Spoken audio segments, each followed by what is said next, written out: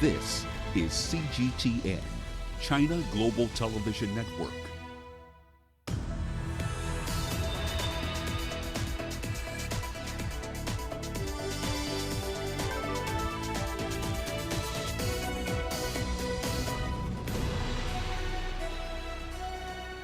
Hello there, welcome to this edition of Global Business Africa. In the course of the hour, we'll run through all the business news stories you need to know about from Africa and beyond. But first, a run through the markets. Relatively positive numbers for the markets that were open today, pretty much across the board. Standard Bank over at the JSE issued an interesting profit warning at the start of the week. They say that the economic damage inflicted by COVID-19 would likely slash earnings for the 6 months ending in June by over 20%.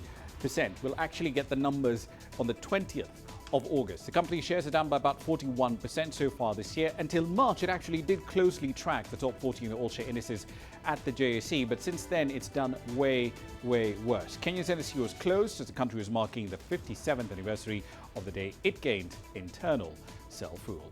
Here's what's coming up tonight. South Africa eases its lockdown in order to revive its economy.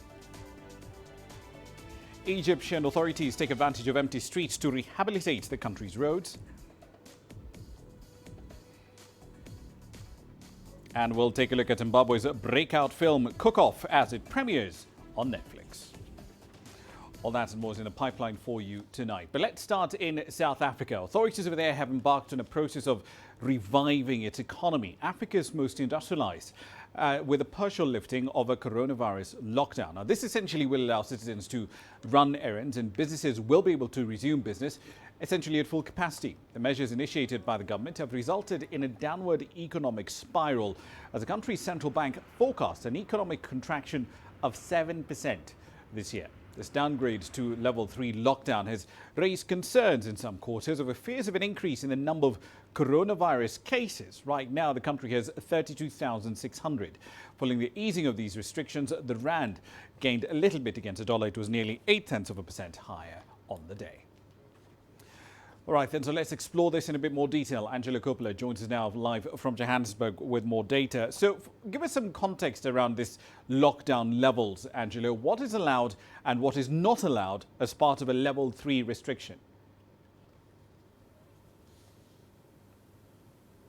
Well, let's start with what's not allowed. First of all, cigarette sales are still banned. Leisure tourism is not allowed, but some tourism operators are able to operate. And that didn't make sense to me either. Alcohol sales are allowed. Domestic business air travel is allowed, but they have nowhere to stay because all the hotels are closed.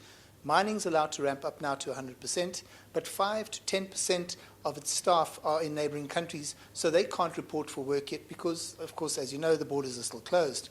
All the retail generally is open except for sit-down restaurants and pubs, but you can buy booze or alcohol, but not to consume it on the premises.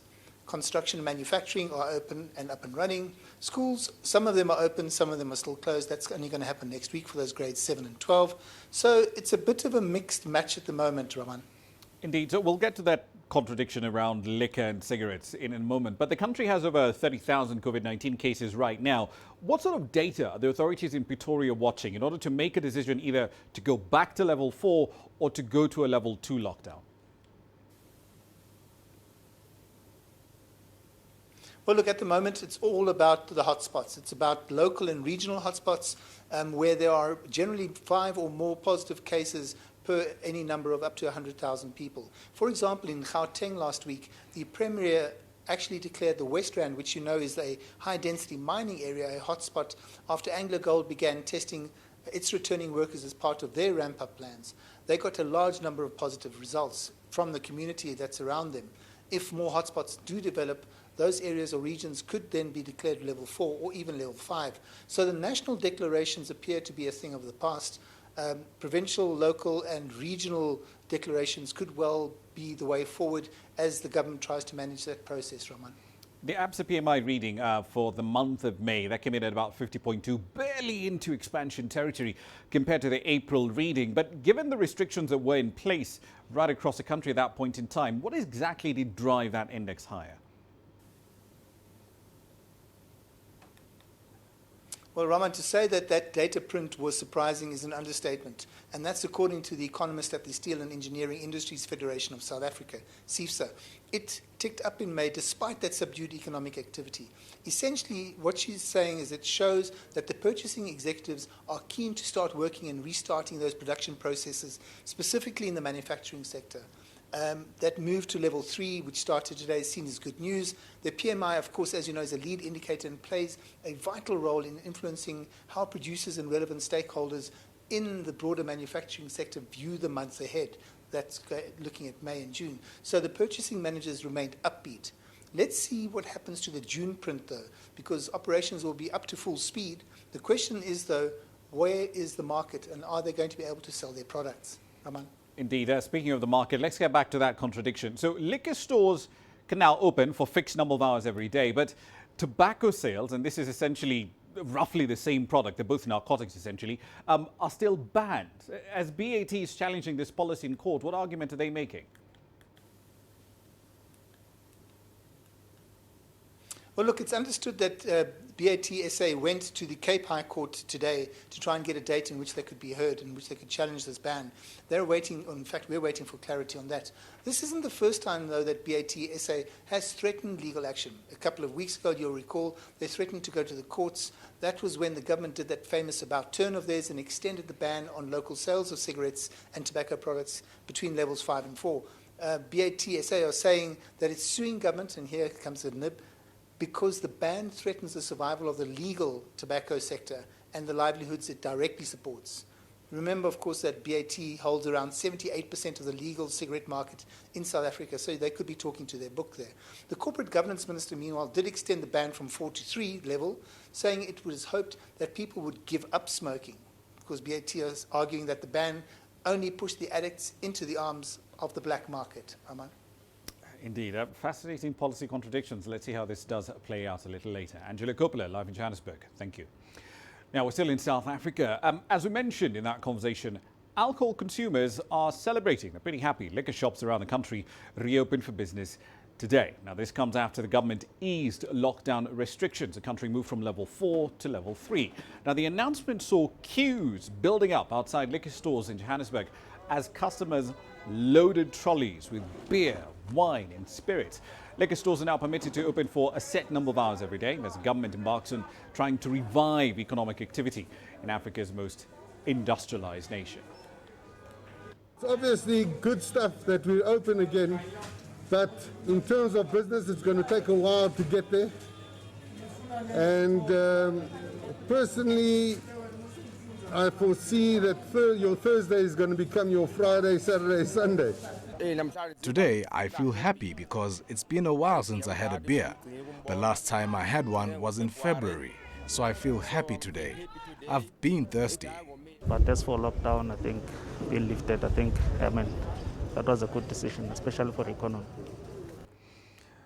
South Africa has also announced a phased reopening of the tourism sector from the 1st of June. Now, the first phase will be driven mostly by domestic tourism traffic, followed by regional tourism traffic and international tourism traffic from 2021. With the details, here's CGTN's Sumitra Naidu.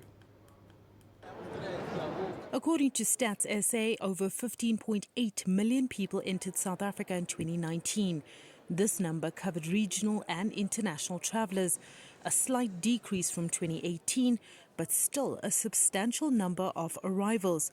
Tourism is crucial to the South African economy, accounting for 8.6% of all economic activity and 1.5 million jobs, all of which hangs in the balance as a coronavirus lockdown continues. I think we were just totally taken by surprise at how quickly it manifested and how quickly it impacted our business. So already by middle of March, we had our first inquiries as to whether clients could cancel or postpone. And since then, it's just been a snowball effect, and pretty much most of our business for the remainder of the year has been wiped off the projections. Dragonfly Africa creates tailor-made travel experiences across a number of countries, but work stalled in March when all flights were stopped. The company is still uncertain as to when it will be able to reopen. So we have been looking at ways to hold the staff together without having to go into retrenchment. So unfortunately, it does mean that we're going to have to look at layoffs. Over 90,000 jobs may be lost within the South African tourism industry in the next 6 months, according to a Cape Town tourism report. The future of tourism is looking bleak, but Waller is still optimistic that soon millions of foreign visitors will return to African shores. We're predicting a fantastic year next year. Like I said, we have everything that we were supposed to do next year, plus a good 70 to 80 million rands worth of postponed business on top of that. So that's really, it's all about actually getting to a situation where we know that that business will definitely come in. We know we'll be able to operate. We know that flights will still be coming to Africa. Some flights may resume in June, but only for business travel. Obviously, the COVID-19 pandemic has hit the industry unbelievably hard. Business travel, to a large extent, is such an enabler of business for other sectors.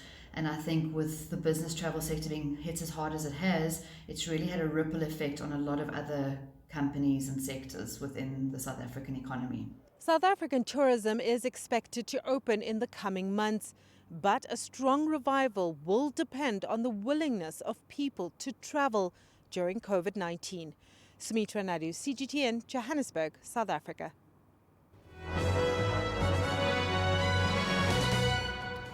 A quick run through some company news now. The South African government has reportedly agreed to fund the restructuring of the state-owned airline South African Airways. But this is all dependent on the adoption of the business rescue plan for the struggling carrier. The working capital injection is estimated at no less than $114 million to fund layoffs and make an allocation towards the repayment of general concurrent creditors. Elsewhere, the Democratic Republic of Congo has suspended the board of directors and the management of the state-controlled diamond mining company MIBA, M-I-B-A. This follows the release of an audit that revealed significant irregularities, including in compliance, governance, production and financial management as well. Elsewhere, Zambia's Copperbelt Energy Corporation says it will stop supplying power to Vedanta's local unit, Konkola Copper Mines. This comes after talks on extending their supply agreement broke down over debt due to the CEC. The mines are now expected to receive power directly from the state-owned utility, ZESCO. And finally, back in aviation, Emirates Airlines has fired some of its staff due to the impact of the COVID-19 pandemic on flights and the general aviation industry really across the world. The state-owned carrier has around 60,000 employees. It's part of the wider Emirates group. It did not reveal, however, exactly how many staff had been affected by these cuts. Reuters is quoting a source who said that trainee pilots and cabin crew would be affected. That's a run through your company headlines. You're watching Global Business Africa. Here's what's coming up shortly.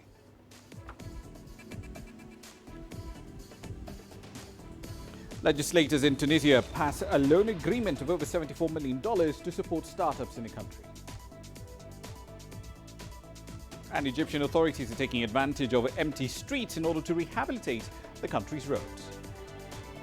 The world economy as we know it is about to change. Global business reports highlight emerging markets, developing countries, and dynamic sectors worldwide. We feature top analysts and newsmakers to provide perspectives on every facet of business. From an on-the-ground perspective, we provide you with balanced and objective assessments. Fast, sharp, and insightful. Global Business, only on CGTN. Every story starts out like this. Okay. We'll head up now. But beyond the rush of the numbers, there's always a more fundamental question. What happened? Who has been affected? When market-moving decisions are made, who's responsible? And why? Let's get some reaction on ground. Joining us in Johannesburg is Sumitra Naidu. Hello, Naro. This is how all stories begin. See how they end. Only on Global Business.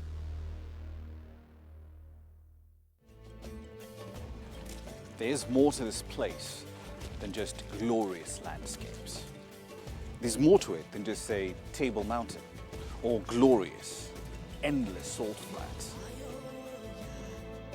There's more to it than countries that are home to some of the deepest minds in the world.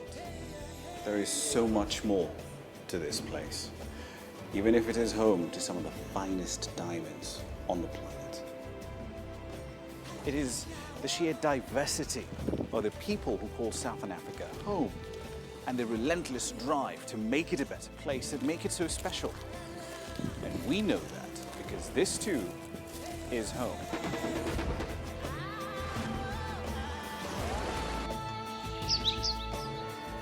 No one knows Southern Africa like we do. CGTN, see the difference.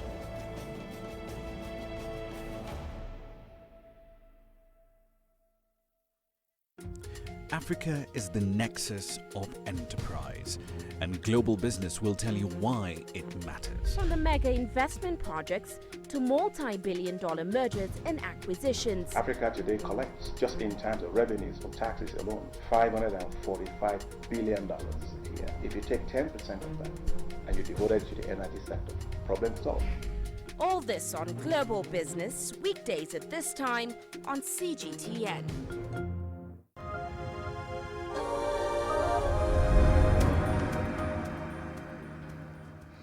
Welcome back to the program. You're watching Global Business Africa. Now, Kenya's Finance Ministry and its central bank continue to work on developing a credit guarantee scheme for the country's small and medium-sized enterprises. Millions of SMEs straddle that fine line between the formal and the informal sectors, with the latter accounting for a large share of employment in the last 5 years. Last year, for example, 8 out of every 10 Kenyans in the labour force worked there. Now, given the pandemic, Kenya's central bank governor says roughly 3 out of every 4 SMEs will likely have run out of cash by June. But in a country where access to the financial system can be expensive and not necessarily equal, depending on your gender, how far can Kenya's combination of tax cuts and a proposed credit guarantee scheme really go? I explored that earlier with Ndeta Were from the Financial Sector Deepening Kenya outfit a few hours ago. We started, however, by exploring how Kenyan women have been hit much harder in the economic fallout from the COVID-19 pandemic. The first big way is that, most women earn their income through informal sources. So even if you look at that SME survey from 2016, over 60% of unlicensed establishments were solely owned by women. Therefore, they are already invisibilized when it comes to any sort of relief targeting, whether it's from government or private sector. Because if you're going to give them tax incentives or fiscal and monetary incentives, they're already really not part of that world. So using that as a mechanism to reach women really won't work. So that's the big thing, is that because of the informal nature of the way they earn their living, that's a real problem. I think the second big thing is how a lot of women earn their living. A lot of it hotel and retail trade, a lot in hospitality and restaurants, food, event management. A lot of the nurses are female frontline workers. So even if you're looking at the sectors that have been really quite severely hit, education is another big one that's been hit quite hard.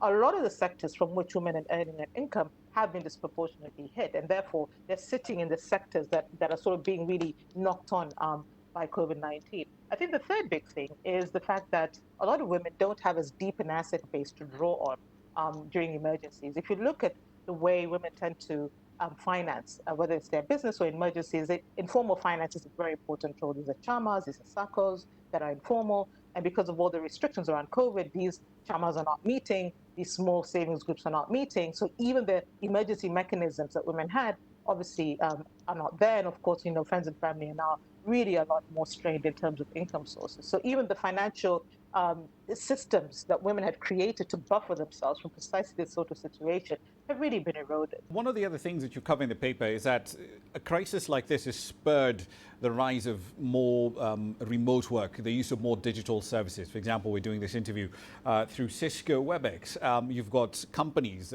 large companies, that have sent home 50% of their staff and said, look, we think this might be a permanent arrangement moving forward. But you also argue that the benefits of digitization might end up just being very narrowly concentrated. Why? I mean, this is exactly the problem that FSD has been grappling with around, what is the role of digitization in creating healthy financial lives for Kenyans? And I think obviously we live in a country where the power of digital finance or whatever the digital technology has been harped on about, but the nuance is lacked in that conversation. When you're saying that the digitization provides an opportunity that assumes that people have the ability to either buy the tools or afford the bandwidth that is required to interface with that, whatever interface that you're dealing with, whether it's mobile money, whether it's platforms, whatever it is. You need to have the tools and the money to engage in that system. So essentially, there is an argument to be made, for argument's sake, that these waivers that we've seen from banks and some of the large telcos like Safaricom and so on some of the lower denomination transactions, we should not just actually make those permanent, we should actually extend them as well, because this cost question has come up over and over again over the last couple of years. But I mean, the issue is also, if you're going to push people to digital, then I think it should be now seen as a basic service, you know. So I think this is really where it's a utility. If you're telling guys don't use cash, push everything to digital, then that needs to be the conversation. Because if deep costs are linked to those transactions on a transaction basis, then you really do create a form of financial discrimination by forcing people to enter a digital payment system that can be quite expensive. What policy mix would you recommend if you were sitting in the same room with the Treasury CS and the central bank governor? What do you want them to do? Well, I think first of all, rather than just focusing on a credit guarantee scheme, there should be a lifeline. Okay, so let's look at where Kenyans earn an income. There should be a bouquet of relief with the targets there in the SME sector. First, let's deal with the demand issue. I think markets should be reopened in a manner that's responsible in line with COVID guidelines so that people can sell their products and consumers and customers can come and get their products. Now, one of the ways that they could be made COVID compliant is by using MSMEs to make that happen. You know, make the markets, first of all, the markets, as we know, are just chronically over-congested, very poor facilities, etc. So if there's a way to find a very targeted way to selectively open markets in the country in an organized and structured manner, use the MSMEs to build the barriers, to make the wash stations and all these things, so that there is an environment in which where most Kenyans buy goods, retail trade is highly informal, obviously, that's safer, and that the people who are making it safer are the MSMEs. My conversation there with Nzet Owere from FST Kenya. Now on to Tunisia. Authorities over there have approved a loan agreement amounting to about $74.5 million to support startups and innovative SMEs. The North African nation's legislature also adopted a $100 million loan agreement designed to finance a national e-governance program. CGTN's Anin Chouachi explains why.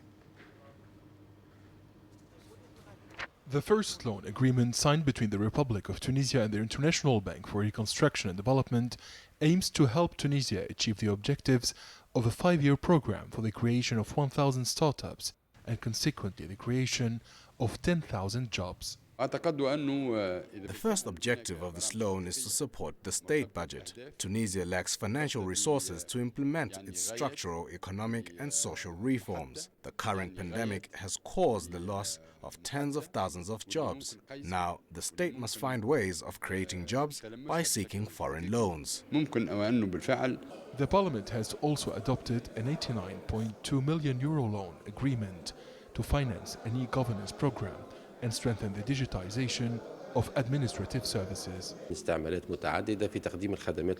COVID-19 crisis has revealed the weaknesses of the services offered by the Tunisian administration. Many services will be digitized. The new loan will help state agencies and ministries guarantee the efficiency of operations. We cannot talk about a digital economy while the administration is disconnected from reality and technology. The project will connect 2,000 primary schools to the internet via optical fiber, improve the education sector, and reorganize exams and digital content. Connecting schools to the internet will allow students to sit for online exams and avoid direct contact because the second wave of the pandemic is expected at the beginning of the new school year. The new loans aim to improve social services by identifying the special categories concerned by social interventions, to generate the digital transfers of funds, and to improve the use of e-healthcare solutions. Tunisia is taking significant steps towards using e-governance, online platforms, and mobile technology for transparency. Experts assert that embracing digitization will help in the fight against corruption. Adnan Shawishi, CGTN, Tunis. Over in Egypt, the government over there is making use of the COVID-19 pandemic restrictions to rehabilitate its infrastructure. Due to a daily curfew and partial lockdowns imposed on public activities, streets tend to be pretty vacant most of the day. And that in turn gives authorities in Cairo the space they need to speed up the completion of infrastructure projects and some much-needed maintenance. As CGTN's Adel Ahmarouki now reports, most of the street paving projects and the rehabilitation of bridges have been accomplished in phenomenal time. While the coronavirus pandemic has greatly slowed down the Egyptian economy, the government's National Roads project is building up speed. The partial lockdown imposed to curb the spread of the virus has forced millions to stay at home and thereby lifting traffic off the streets. It's a great opportunity for the government to complete paving roads and maintenance needed to repair bridges. Previously, Egypt used to spend millions to erect roads, then leave most of them unmaintained. Today, with each new road built, a maintenance plan is set to ensure its long-term service to the public. Nearly 25 bridges in Egypt are completely unsafe for vehicles because they never got the required maintenance. Work now to repair them is on full throttle. The National Roads project is adding more than 7,000 kilometers of highway to Egypt's new residential and industrial cities. It includes some 40 bridges and at least 5 tunnels to connect the Sinai Peninsula with the Egyptian mainland. With it, the government is hoping to put an end to Egypt's $1.8 billion of losses due to a horrific number of deadly accidents every year. We used to suffer a lot, not only from financial losses but also in lives, because of the collapsing roads infrastructure. Deadly accidents used to take place almost daily due to lack of safety measures. All new roads are now being built based on global safety requirements, which will make movement faster and safer. The National Roads project began in 2014 and will extend until 2030. Egypt is allocating more than $1 billion for the project. With the progress made so far, Cairo's statistical body says it registered a 41% drop in roads accidents. The Egyptian Prime Ministry says the project has also pushed Egypt 90 positions upwards globally in terms of roads quality. The government is now investing more in the quality of roads built. That will help save money on the long run. There are a lot of important roads getting built inside major cities at tremendous speed. That must be followed with tight supervision over vehicle loads because violations used to be common, which was the reason of deteriorating roads in the past. Development in Egyptian cities is considered a vital step for the National Roads project. It aims to widen streets to speed up vehicle movement to connect it faster with the newly built highways. Adel Mahroui, CGTN, Cairo. You're watching Global Business Africa. Time for another break. Here's what's coming up shortly.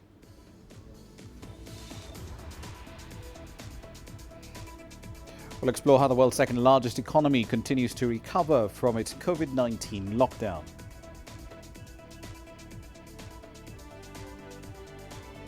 We'll also explore how machine learning and a lot of computing power is being used to fight this pandemic.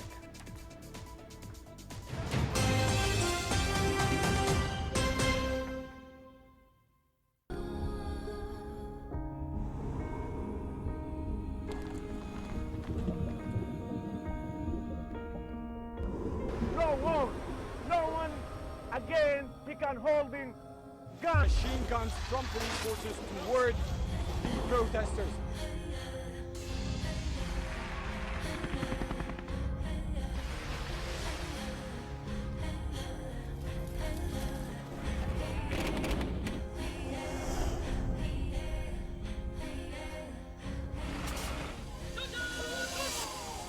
Were you worried about your life at that particular time? Not at all. What is your assessment of the state of the continent today? Africa has the potential to power itself. Excuse me.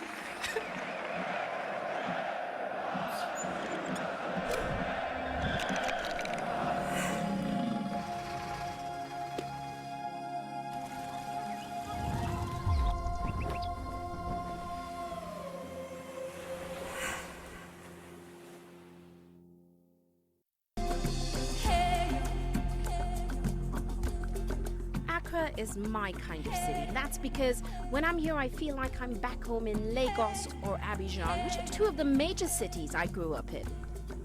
Business in Africa is high risk. After about a decade covering business news on the continent, I've learned it's all about the high risk, but also the high returns and the high energy. You simply have to adjust in order to keep pace. When I started out as a journalist, my dream was to open people's minds to the different perspectives. From the CEO in the boardroom to the trader out in the street, we all have different stories. From Accra to Addis Ababa, from Cairo to Cape Town, and I wouldn't have it any other way.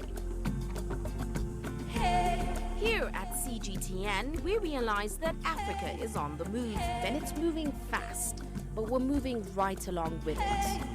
I'm Ucheo Koronkwo, and I'm a business anchor and reporter at CGTN.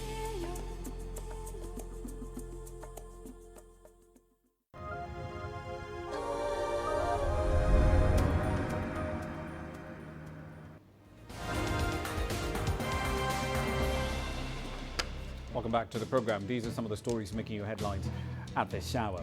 Africa's recorded more than 147,000 cases of COVID-19, with nearly 62,000 recoveries logged so far. The continent continues to record the lowest death toll globally, currently stands at just over 4,000.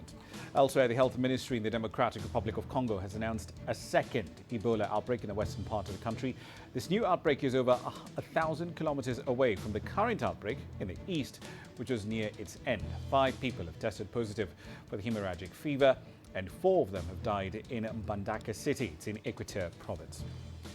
Elsewhere in West Africa, armed bandits in Nigeria's northwestern state of Katsina have killed at least 18 people, including a local official, and have stolen thousands of livestock. All of this happened on Sunday. Eyewitnesses said that as many as 500 men riding motorcycles, some brandishing assault rifles, charged into the Faskari local government area in the afternoon. Criminal gangs carrying out robberies and kidnappings have killed hundreds in the last year in northwestern Nigeria. And Zimbabwe on Monday summoned the United States ambassador to the country, defending its position that Zimbabwe is not and has never been an adversary of the United States. This comes in the wake of statements from the U.S. National Security Advisor, Robert O'Brien, that Zimbabwe was apparently among 4 nations seeking to take advantage of the ongoing anti-racism protests. That's a run through your headlines.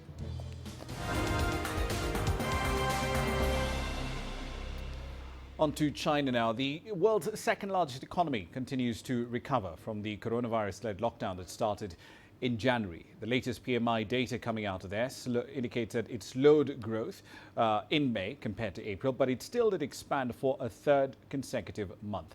A private gauge showed that a surprise expansion in China's PMI, as Lily Liu now reports. The official manufacturing PMI came in at 50.6 in May. That was a slight tick down from April, but still in expansion for a 3rd straight month. Easing of lockdowns across China allowed companies to get back to business and clear outstanding orders. Experts say the recovery is backed by a number of factors. Among May's figures, the new order sub-index rose. This indicates improving domestic demand. Also, job rates were steady. The employment rate remains at a high level, higher than last year's average. In addition, the business confidence index picked up, showing companies increasing confidence to grow as the economy recovers. All in all, the economy has entered steady recovery trajectory, and the growth is well grounded. Meanwhile, the Taixing Market Manufacturing PMI, which focuses more on small and medium-sized firms, also entered expansion territory, beating expectations at 50.7. It was the highest reading this year. However, as many nations are still faced with COVID-19 restrictions, including company closures, both indices pointed to new import and export orders as the biggest drag to growth. The late draggers are things like export, which is around 35, which is very low data that has been dragging the whole PMI down a lot. Another thing is also import. Import is, I think, remains around 45, so that's also another dragging. But if you look at other aspects, the most significant one is actually the expectation towards the future that is recorded at 57. Analysts say the manufacturers are confident about the future of the economy, and they also say that they expect a steady recovery over the next few months in the international markets. Lily Lu, CGTN. On to Hong Kong now. The city's finance secretary says Hong Kong has no plans to change its currency peg to the US dollar. Paul Chan also said that the Asian financial hub hasn't seen any obvious or drastic capital outflows, especially after Washington's decision to strip the city of its special status in US law. The finance secretary also said that authorities were confident of being able to defend the Hong Kong dollar rate and that capital can continue to flow freely in and out of that city. Let's explore now what sort of special exemptions Hong Kong enjoys in US law and the odds of those exemptions going away under President Trump. Therefore, I am directing my administration to begin the process of eliminating policy exemptions that give Hong Kong different and special treatment. U.S. President Donald Trump made the announcement on Friday after accusing Beijing of degrading Hong Kong's freedoms by imposing a new security law. What Trump threatened to take away from the city is the decades-long trade status that's separate from Chinese mainland. The special status allows visa-free travel, free flow of capital, and free currency convertibility. The U.S. also recognizes Hong Kong as a unique customs territory. Hong Kong enjoys zero tariffs on U.S. imports and is eligible for American tech transfers. The threat of ending these special exemptions has triggered strong opposition within the U.S. business community and Hong Kong residents. That's because the economies are too codependent to endure such an abrupt change. The U.S. trade surplus with Hong Kong has been the single largest among all American trading partners, and in return, the U.S. remains one of the largest sources of FDI in Hong Kong. Well, actually, of course, it is no good for Hong Kong, and also for USA as well. All countries or all places in Hong Kong, in the world, should work together for the common good. All these political issues should not be good for the economy or anything. So I hope that the restriction or things imposed on Hong Kong is not very severe. I hope, but if Donald Trump wants to do that, there's nothing we can do about that. But what if things are really going to change? Hong Kong Financial Secretary Paul Chan said the city is ready to lose most of the favored policies from the U.S., including preferential tariffs and tech transfers. Chan said made in Hong Kong products shipped to the U.S. don't account for even 0.1% of the city's overall trade. And in recent years, the U.S. is already keeping Hong Kong from getting the top technologies, citing national security reasons. So for general technologies, buyers can easily turn to European or Japanese firms. Laura Cha, the chair of Hong Kong Exchanges and Clearing, said Hong Kong has served as a springboard for foreign investors coming in China. Cha said that eliminating Hong Kong special exemptions wouldn't hurt the Chinese economy. She said that instead, it would only lower Hong Kong's status in the region and reduce the city's contributions to the Chinese economy. Now, the United Nations World Tourism Organization estimates a 60 to 80% drop in global tourism this year. And that, of course, is all due to the COVID-19 pandemic. It's going to be a very hard blow to some top destinations in Europe. But the Netherlands, France and Italy have since decided to reopen many of their attractions. Like many destinations once overrun by tourists, Amsterdam has been emptied as a result of restrictions in place to stop the spread of the coronavirus. Normally, the city streets are swamped with tourists, leading to a rising chorus of complaints from residents. Last year, officials introduced fines and strict police controls to tackle the disruptions more tourists bring. For noise to littering penalties, boards and flags list several finable offenses to tourists and residents. But now Amsterdam's picturesque and cobbled lanes are quiet, with no holidaymakers to be seen. I hope the city will fix the problem of mass tourism. In that respect, the crisis can be a dividing line to return things to normal levels. It can also bring changes, and that could be nice for residents of Amsterdam. I think it's nice now to be in a quiet and peaceful city. However, tourism is an important source of income for many people and the city. I think it could help if the quality of visitors improves, especially in the center of Amsterdam. Researchers from the SEO Amsterdam Economics estimated the city's total revenue from tourism was 2.7 billion euros in 2017, including wages and profits for local workers and businesses. The sector employs 11% of Amsterdam's working population. City authorities expect tourism will begin to pick up again once the crisis is over. And in France, authorities have decided to reopen public parks in Paris as the country eases coronavirus restrictions. Many parents took the opportunity to take their kids outdoors for some fresh air and sunlight. We were impatient, especially the kids. We were confined with them for a rather long period.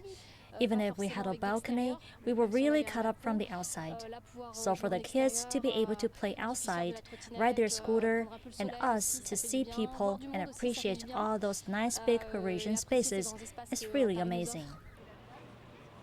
From June 2nd, restaurants and cafes will reopen in France, together with museums, concert halls and theaters, as well as beaches, gyms and public swimming pools. Meanwhile, in Italy, the colors of the national flag were projected onto the Colosseum in Rome on Sunday to mark its reopening after a month of lockdown. Early this month, Italy moved into phase 2 of its reopening, with stores, museums, swimming pools and restaurants all opening up, with stringent hygiene measures in place. Zhou Jiaxing, CGTN. Now, there's also some signs that life is sort of getting back to normal in the United Kingdom as the public once again does venture outside to much warmer weather. But could it be too soon to do so? CGTN's Andrew Wilson explores that question. Such unusual sunshine in May was always going to bring the British public to the parks and beaches, but word of lockdown measures being lifted gave it that extra push. Plenty are clearly trying to socially distance, but still these images will mean sleepless nights for the scientists who cautioned against going too early. But with the economy in trouble, the government knows that doing nothing is no longer viable. So we're making progress. Obviously, this is a sensitive moment, but we can't just stay in lockdown forever. We've got to transition, and the more we transition through careful steps, the more I think we'll build up confidence in the approach we're taking. Scotland has taken similar measures, but the First Minister says she'll be treading carefully. We've got to be very cautious. This virus hasn't gone away. There is still a significant risk that it could run out of control again. That's why in Scotland we are moving very slowly, very cautiously. We've just gone into phase 1 of our route map. The government has also announced the return of sporting fixtures from Monday. The first horse racing will be Newmarket next Saturday. And Football League's Premier League is scheduled to restart June 17th. All televised, no crowds, no fans, no spectators. Fans gathering is exactly the kind of thing that would be something which went far beyond the kind of social distancing that we need to continue to practice and the kind of small numbers that we need to stick to as of Monday. And so this is how these guidelines begin to decay at the edges, and then this will cause trouble for all of us. The biggest worry is the infection time lag. If the virus starts to spread again, it'll be 2 to 3 weeks before we notice. Andrew Wilson, CGTN, Oxford, UK. On to matters quite literally away from this planet. A SpaceX Crew Dragon capsule carrying 2 NASA astronauts, Bob Behnken and Doug Hurley, docked with the ISS, marking the first US space capsule to actually take off from US soil back in since 2011.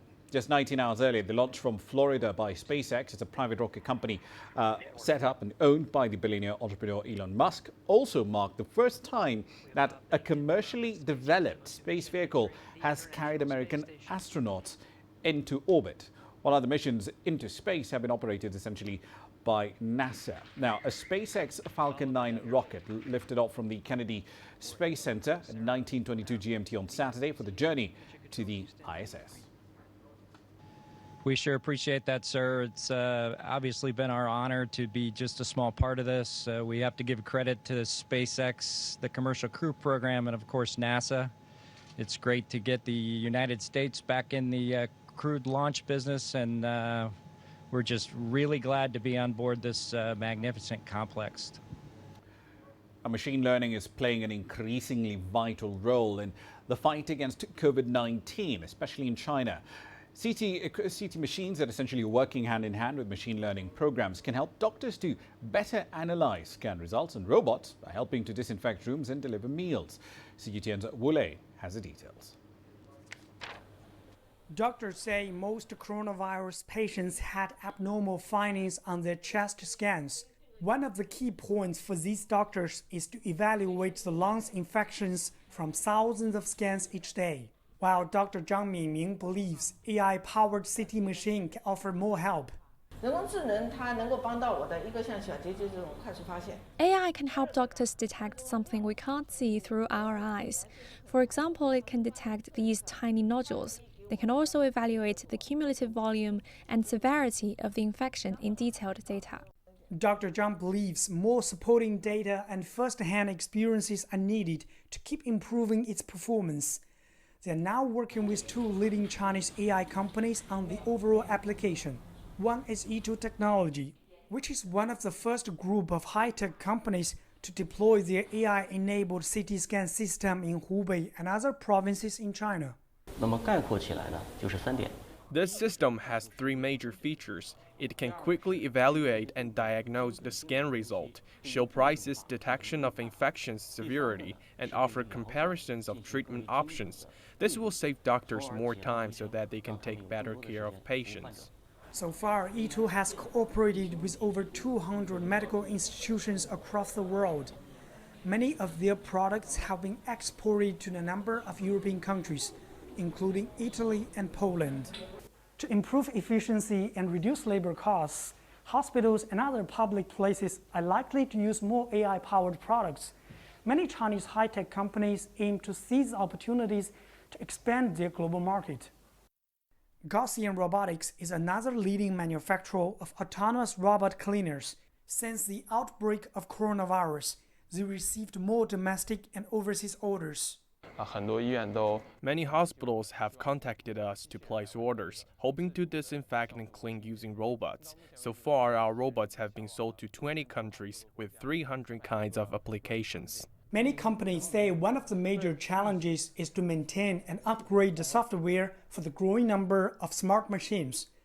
As China vows to keep improving its epidemic control and public health system, they believe more human talent will be needed to fulfill the huge potential of the new technology and meet the growing challenges. Wu Lei, CGTN, Hangzhou. Now, International Children's Day was marked on Monday, the 1st of June. If you ask any Chinese family where they spend most of their money in their household, you'll likely get this answer: everything goes to the children. That, of course, means that toys, of course, are included in that spending list. CGTN's Zhang Junfeng reports from a toy shop in Beijing. It's International Children's Day weekend. Behind me is one of Beijing's largest toy shops, so I'm guessing lots of children inside. Let's go and find out. Bingo! More kids than I thought. But look at their parents' face. Bitter and sweet. Sweet because they can see their kids are having a good time here. Bitter because there's no way they could be leaving without buying. Chinese parents spend an average of 323.4 yuan or $45 on toys for children below age 14 in 2019, rising 8% year-on-year. But in a big city such as Beijing, a family's toy budget could easily be 5 to 10 times more than the average. I think we spend 2,000 to 3,000 yuan a year on toys for my son. We spend about 1,000 to 2,000 yuan a year for my daughter. And if you have 2 kids, expect your toy budget to double. The manager of the toy shop says the baby boom following the second child policy has raised the toy demand. Our sales have been boosted by a baby boom following China's second child policy since a few years ago. Parents are mostly from the post-80s and 90s. They want the best products for their kids, and that includes toys. Of course, Chinese families' biggest spending on their children is due for education, but now parents realize toys can be educational too. Before 3, we bought toys for my son to practice eye-hand coordination. Now he's 5, and we'd like some toys that could train his imagination and design. The China Toy and Juvenile Products Association says the retail volume of China's toy market reached 76 billion yuan or $10.7 billion last year. That was up 7.8% from the previous year, and additional growth is expected. In Beijing, there are 1.1 million families with kids under 14 years old. 200,000 of them are our members, so we still have a lot of room to grow. 14? I'm older than 14, but I'm still into toys. So I guess there's another growth segment of the toy market, adults with young hearts. Zheng Junfeng, CGTN, Beijing. A quick run through commodity prices now for you. So the second quarter is proving to be pretty solid as far as oil is concerned. Brent is close to $40 a barrel after rising by over 20% this quarter alone. OPEC Plus production cuts, of course, as you might be aware, started this month. Roughly 5.8 million barrels of output per day going offline, and that has taken OPEC output to about 24.6 million barrels a day. Now, according to Bloomberg, though, compliance is a little bit patchy in some areas. Nigeria, for example, only complied with about 34% of the agreed to cuts last month. Here's what's coming up next.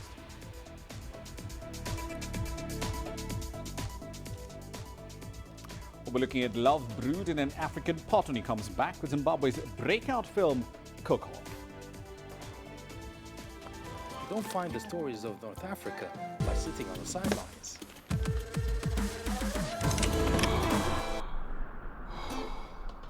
No one else will take you where we can in North Africa. And no one else will show you what it's all about. CGTN, see the difference.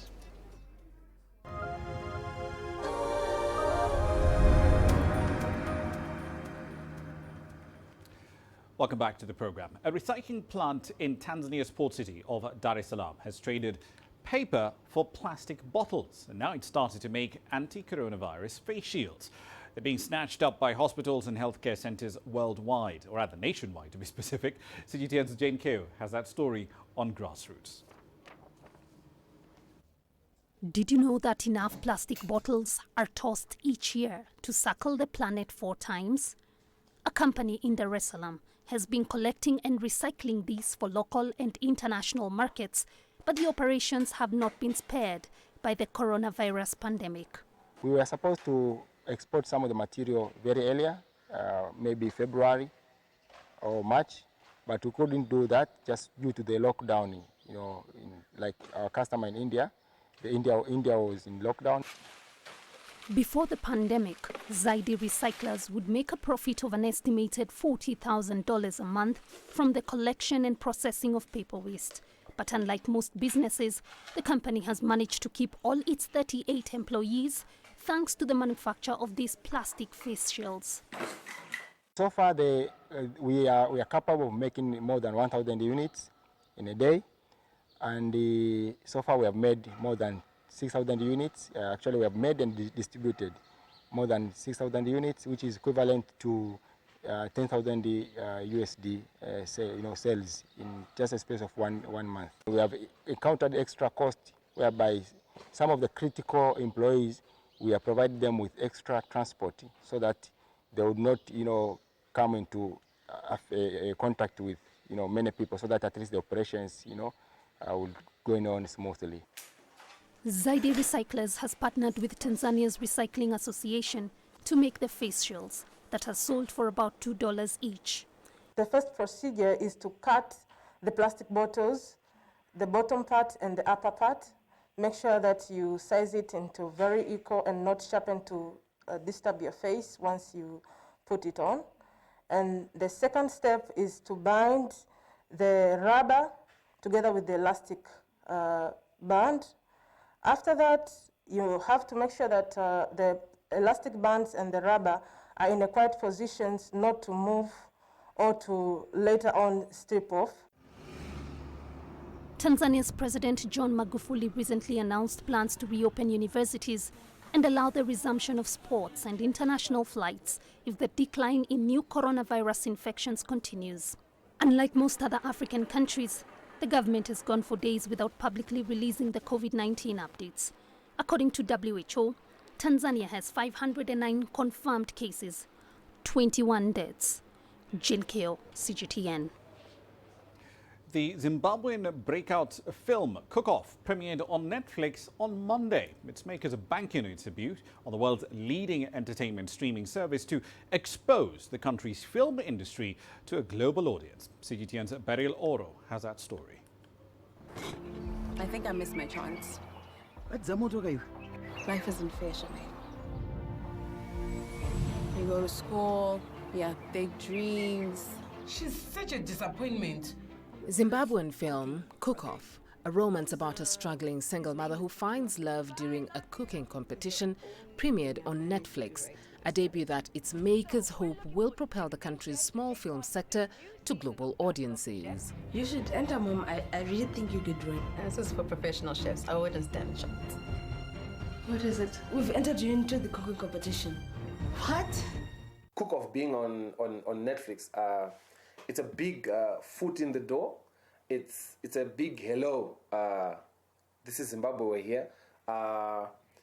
It's an opportunity for us as Zimbabweans to introduce our content to the rest of the world, which, like I've met a lot of people from all over the world. When you say, oh, Zimbabwe, I'm a filmmaker, they're like, oh, really? I've never seen a film from Zimbabwe. So now we're in a position to say, oh, do you have Netflix? Right now, you can watch a film from Zimbabwe.